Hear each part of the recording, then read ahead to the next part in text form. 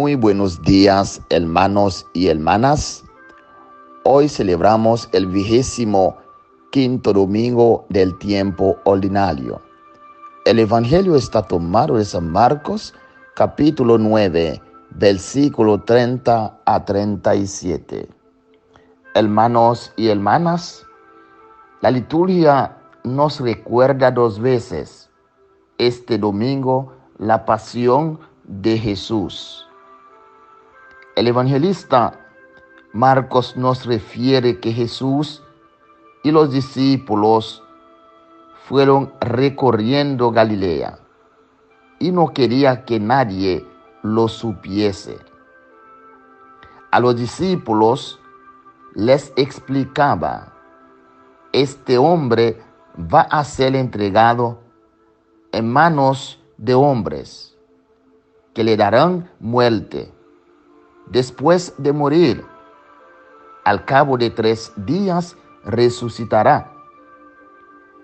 Marcos dice, inmediatamente después que los discípulos no comprendían esas palabras y tenían miedo de pedirle explicaciones. El anuncio de Jesús es claro. Se trata de su pasión y de su resurrección. Sin embargo, los discípulos tienen otras perspectivas. Por eso no entran las palabras de Jesús en sus mentes. Para ellos, el Mesías debe ser un vencedor, debe triunfar. Por eso no puede ser entregado en manos de sus enemigos. No puede ser ejecutado. Por otra parte, el término resucitar no estaba muy claro en aquel tiempo. Nosotros tenemos una palabra específica para expresar la resurrección de los muertos. Sin embargo, los términos usados en aquel tiempo eran más vagos. Se hablaba de volver a levantarse, de despertarse, términos que se prestaban a una mala interpretación. Ahora bien, Jesús, lo más claro en todo esto es que los discípulos no reciben este anuncio de una manera coherente, porque inmediatamente después se ponen a discutir entre sí sobre quién es el más grande.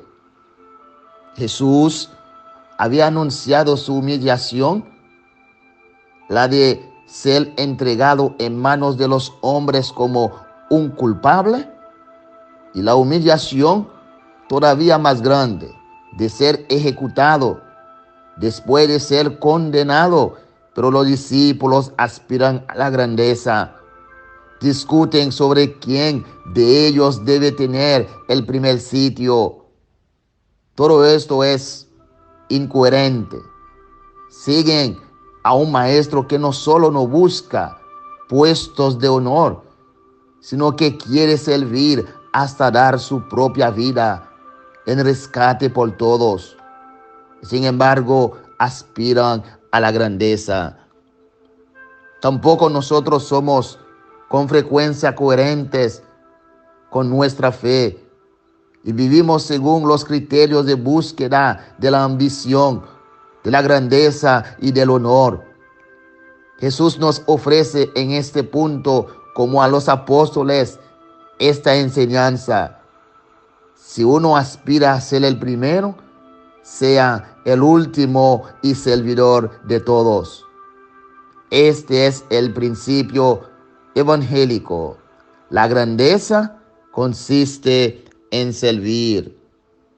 Nosotros no razonamos espontáneamente así. Nuestra perspectiva humana es pensar que el que sirve está abajo.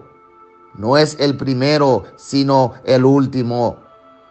Mientras que el que es servido se encuentra en el puesto más alto de la sociedad y por consiguiente se le honra, se le considera el primero. Jesús muestra, en cambio, que la verdadera grandeza consiste en servir.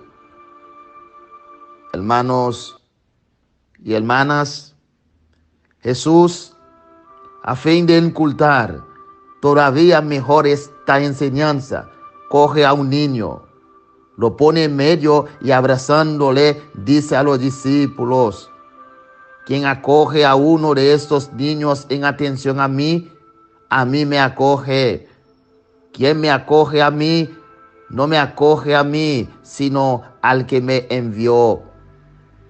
De este modo, nos hace comprender que el servicio consiste en acoger a las personas y sobre todo a los humildes, a los niños. Que Dios y la Virgen María nos ayude a estar siempre dispuesto para servir. Como dice Santa Teresa, quien no vive para servir, no sirve para vivir. Que Dios y la Virgen María les bendiga y les acompañe hoy, mañana y para siempre. Amén.